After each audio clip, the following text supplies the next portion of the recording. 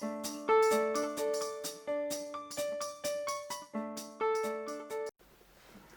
morning, everyone. Today's episode is going to be about confidence in your methods. Because being confident in your methods also makes you more confident and into your work as a whole thing, because that's the base of everything, right? And it ties in a bit with the episode about asking why. So if you know why you're doing things, that builds up your confidence. But you also need to know how to do it properly. And that's what this episode is a bit more about. How to learn. So, how to learn how you learn, basically. I was really lucky. At the beginning of my PhD, there was another PhD student who was working on a fairly similar topic, and she showed me the ropes in so many things. I learned a lot of the methods that she used from her.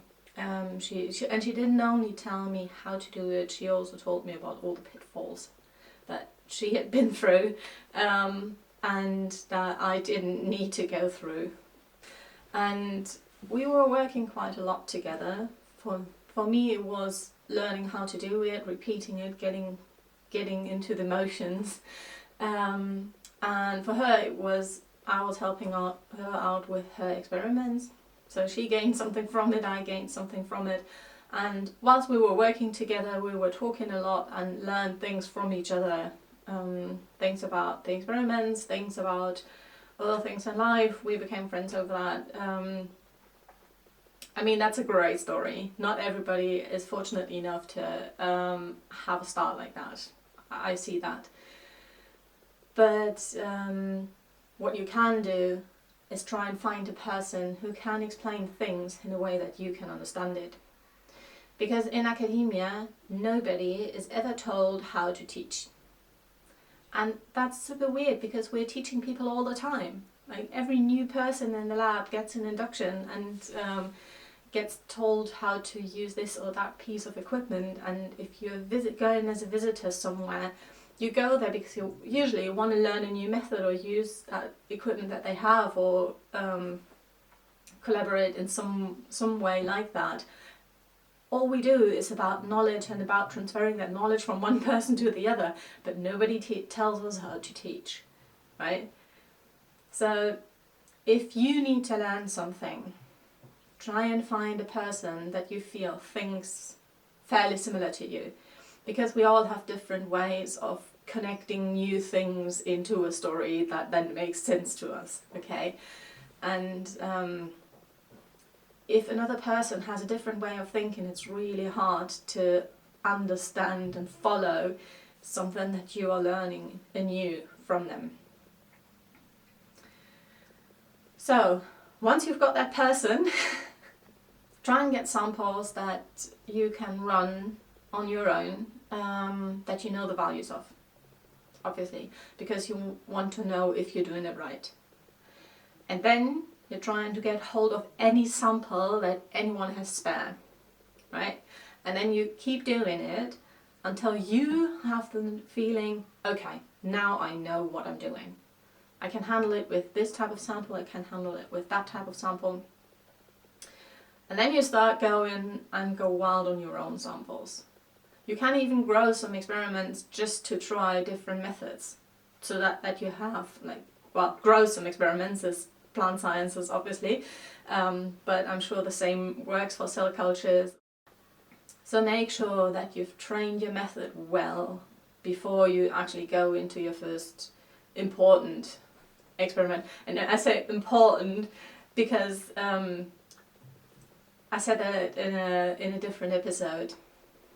Almost always the first try goes wrong. So don't worry about that. But if you are confident in your method, it's less likely to go wrong, or at least less likely to go wrong there. And the thing is, you're probably not only measuring one thing in an experiment, you're trying to measure multiple things to get the most of the out of the set of plants that you have. So you want to stitch certain methods together. And you can only stitch them together if you're confident in the single method, because it gets more complicated if you have a bit longer workflow and you need to make sure that you do everything right in different methods at the same time.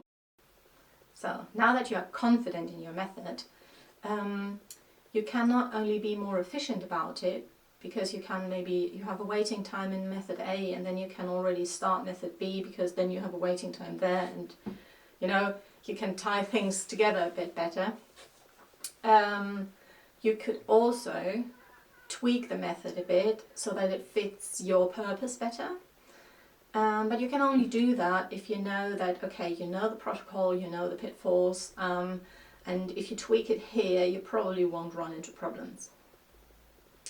And the pitfalls are exactly the thing, because if you know what can go wrong, and you see somebody using that method in a paper, or you hear a talk where somebody's using that method, you can spot the weaknesses more easily. And you can see if something's actually done properly.